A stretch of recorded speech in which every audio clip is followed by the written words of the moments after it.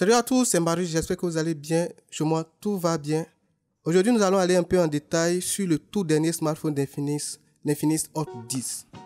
Je vais tout vous dire sur ce téléphone en termes de spécifications et de prix, tout en vous donnant quelques avis ça et là.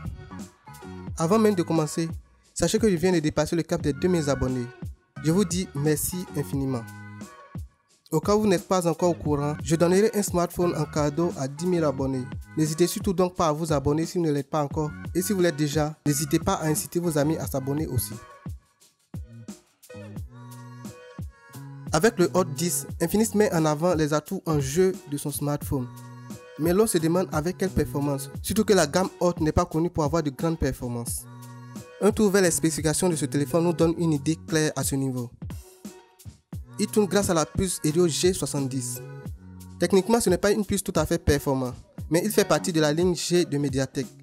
Ce qui veut dire que cette puce a été entièrement optimisée pour les jeux mobiles. Il ne pourra certainement pas jouer les jeux graphiquement demandants comme par exemple Fortnite, mais vous pourrez accéder à des jeux populaires comme Call of Duty Mobile, PUBG Mobile, Asphalt Legends et bien encore.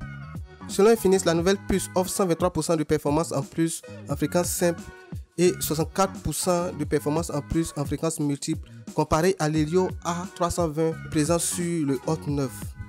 Il est associé à 3 Go de RAM et 64 Go de stockage. À première vue, on a l'impression que c'est un mauvais compromis. Mais quand on prend en compte le fait qu'il vient à moins de 80 000 et qu'à ce prix, la majorité des smartphones offrent soit la même quantité de RAM ou moins, alors on comprend que c'est un bon deal. Cependant, Infinix aurait dû équiper ce smartphone de 4 Go de RAM. Cela aurait donné plus de crédit à l'orientation vers le gaming de ce smartphone et aurait fait de ce smartphone le meilleur rapport qualité-prix de son segment. En termes de construction et de design, à ce segment de prix, on ne s'attend pas à grand chose. C'est toujours une construction en plastique avec du verre pour l'écran. Cependant, Infinix est assuré d'offrir un smartphone visuellement attrayant. Donc le plastique est transparent pour faire ressortir le dégradé rouge et noir présent ici. Ce dégradé offre des lignes qui forment une sorte de V au dos.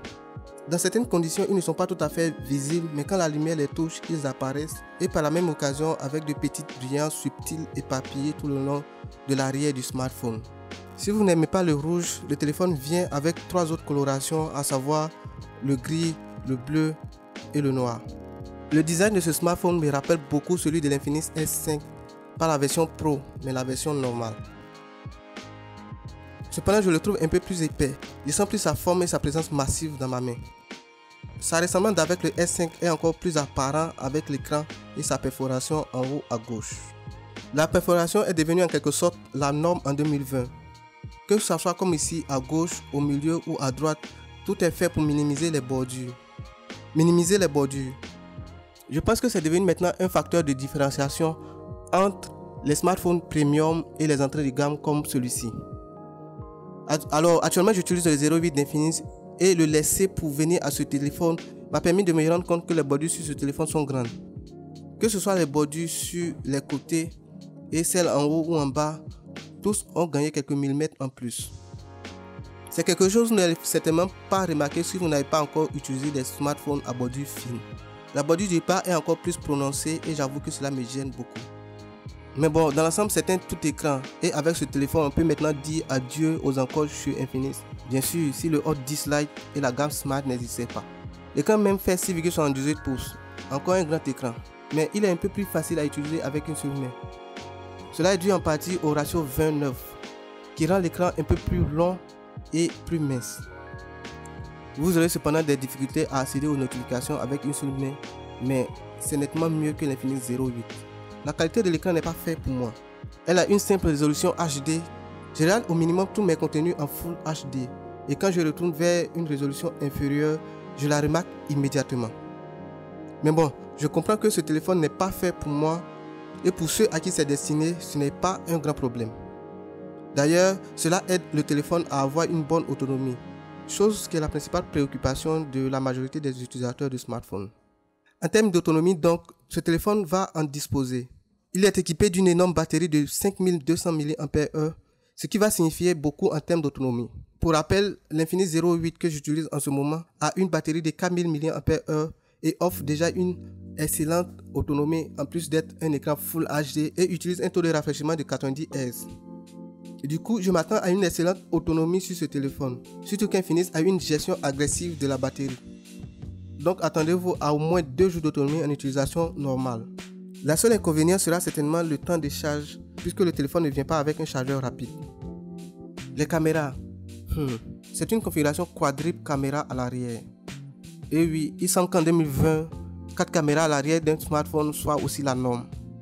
Que font alors ces caméras? On a affaire à un principal de 16 mégapixels et le reste ce sont des capteurs de 2 mégapixels. On a un macro pour capturer des photos rapprochées, un capteur pour la profondeur des champs et un dernier capteur pour la faible luminosité. Je vais m'en tenir au test complet pour donner mon avis définitif sur ces capteurs. En ce qui concerne le prix de l'Infinix Hot 10, il vient à 77 500 francs CFA. Ce qui est un peu cher si on considère le fait que la gamme Hot d'Infinix était le point d'accès à un smartphone décent à bas prix il y a un certain nombre d'années. Avec le temps, le prix des Infinix Hot a grimpé petit à petit, passant des 50 000 aux 70 000 et bientôt les 80 000. Comme sur le segment des 70-80 000, il n'y a pas assez de smartphones compétitifs. Infinix positionne son smartphone là pour ramasser ceux qui ont ce budget.